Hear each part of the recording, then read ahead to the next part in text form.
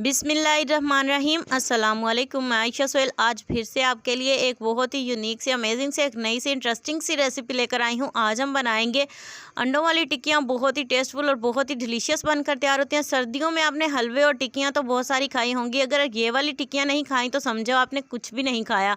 इंतहाई टेस्टफुल और डिलीशियस सी बनकर तैयार होती हैं। इन्हें हम बनाएंगे घर में इस्तेमाल होने वाली सिर्फ 2 से 3 चीज़ों से। आप एक दफ़ा बनाकर ज़रूर ट्राई करें, यकीन जाने सभी को बहुत ज़्यादा पसंद आएंगी। तो चलते हैं बिना टाइम ज़ाया किए रेसिपी का आगाज़ करते हैं। सबसे पहले यहाँ पे मैंने एक अदद बाउल ले लिया। इसके अंदर हम शामिल करेंगे 2 अंडे, और ये दोनों अंडे जो हैं वो मैंने रूम टेम्परेचर पे लिए हैं। फ्रिज वाले अंडे नहीं है मेरे पास, तो यहाँ पे रूम टेम्परेचर वाले अंडे लिए हैं। इन्हें जो है वो हम एक बाउल में शामिल कर लेंगे। बाउल के अंदर निकाल लेंगे इन अंडों को, और फिर हम जो है वो इन अंडों के अंदर चंद एक और चीज़ें शामिल करेंगे। यहाँ पे मेरे पास है क्रिस्टल शुगर, आधा कप है यहाँ पे मेरे पास। अगर आपके पास पाउडर शुगर है तो वो भी शामिल कर सकते हैं।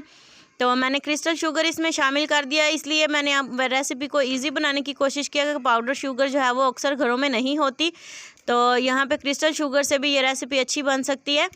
तो यहाँ पे शामिल कर दिया, और इसे हैंड बीटर की मदद से ही जो है वो तकरीबन आपने 5 मिनट तक अच्छे से बीट करना है।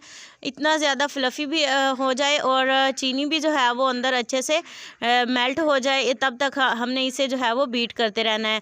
आप जब देखेंगे कि अंडे हमारे अच्छे से बीट हो चुके हैं और चीनी जो है वो अंदर अच्छे से मेल्ट हो चुकी है हमारी चीनी, तो यहाँ पे मैं आपको एक बात बताती चलूँ। आप अगर आप चाहें तो आप इलेक्ट्रिक बीटर का भी इस्तेमाल कर सकते हैं, क्योंकि मैं जो है वो इसे मशीन वगैरह से नहीं बना रही, घर में इस्तेमाल होने वाली चीज़ों से बना रही हूँ, इसलिए मैंने हैंड बीटर का इस्तेमाल किया है। अच्छे से बीट करके एक साइड पे रख देंगे। यहाँ पे मैंने एक अदद पैन चूल्हे पर चढ़ा दिया और इसके अंदर 2 चम्मच मैंने घी शामिल कर दिया। यहाँ मैं डालडा घी से बना रही हूँ, आप चाहें तो देसी घी शामिल कर सकते हैं या मक्खन शामिल कर सकते हैं, या फिर इसके अलावा आप ऑयल भी शामिल कर सकते हैं, लेकिन घी से जो है वो ज़्यादा अच्छा टेस्ट आता है ऑयल की निस्बत, इसलिए मैंने घी शामिल किया है।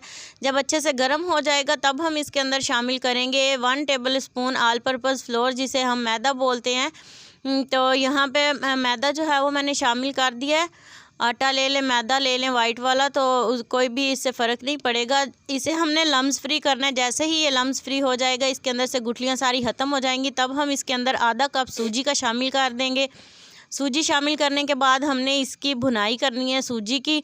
तो जैसे हम हलवा बनाते वक्त इसकी भुनाई करते हैं वैसे ही करनी है। लो फ्लेम पर हमने इसे भूनना है, इसका अच्छा सा गोल्डन सा कलर आने तक। तो मुसलसल चम्मच से इसलिए हिलाते रहना है ताकि जो है वो ये नीचे नहीं लगे और जो है वो कड़वी ना हो, इसका टेस्ट ना ख़राब हो। जैसे ही हमारी सूजी अच्छे से भून जाएगी तब हम इसका नेक्स्ट स्टेप करेंगे। सूजी को भूनते वक्त जो है वो आपने फ्लेम को बिल्कुल लो रखना है, जैसे कि मैंने आपको पहले भी बताया है। यहाँ पे मेरी सूजी का जो है वो अच्छा सा कलर आ चुका है। अब हम इसके अंदर शामिल कर देंगे, फ्लेम को ऑफ़ कर देंगे, और फ्लेम को ऑफ़ करना ज़रूरी है। तब हम इसके अंदर शामिल करेंगे अंडे जो हमने फेंट कर रखे थे।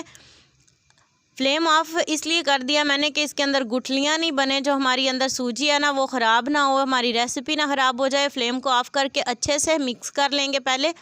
तो ये कोई भी जल्दी नहीं है, बिल्कुल आराम से जो है वो अच्छे से मिक्स कर लें। जैसे ही हमारे अंडे और सूजी एक यकजा हो जाएंगे, बहुत अच्छे से मिक्स हो जाएंगे, इसके अंदर से गुठलियाँ वगैरह ख़त्म हो जाएंगी, तब हम फ्लेम को दोबारा से ऑन कर देंगे।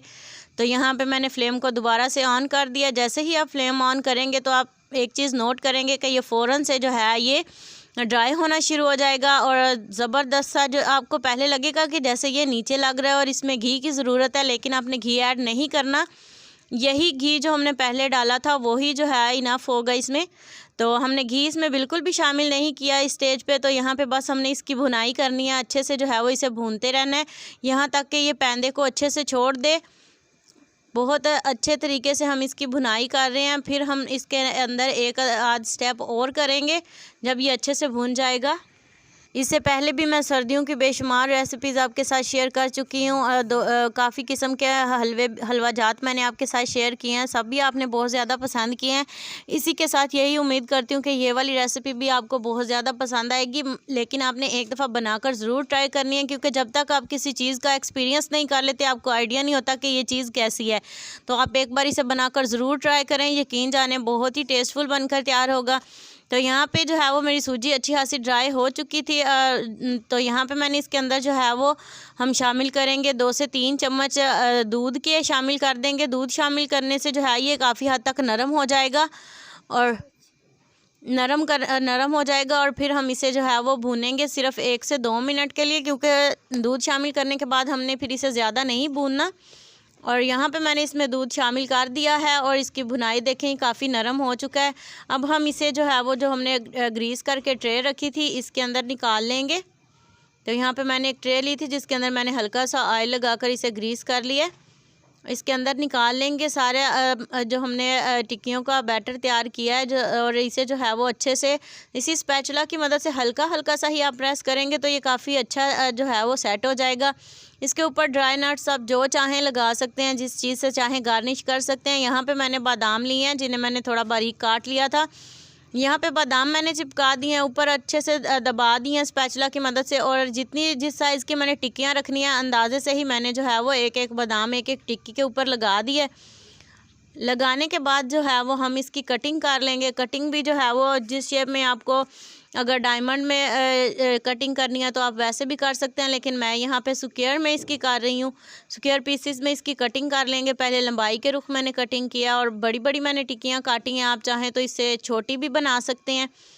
तो टिक्कियाँ बनाकर इन्हें रिमूव करना जो है वो बिल्कुल मुश्किल नहीं है। आप स्पैचुला की मदद से जो है वो हल्का सा नीचे से उठाएंगे तो ये टिक्कियाँ अलग हो जाएंगी। इन्हें गार्निश करके जो है वो आप रिप्रेजेंट करें, यकीन जाने बहुत ही टेस्टफुल बनकर तैयार होती हैं। उम्मीद करती हूँ आपको आज की रेसिपी और वीडियो पसंद आई होगी। वीडियो ज़रा सी भी अच्छी लगी हो तो लाइक ज़रूर करें। इंटरेस्टिंग वीडियोज़ के लिए, अमेजिंग रेसिपीज़ के लिए चैनल को सब्सक्राइब कर लें। अल्लाह हाफिज़।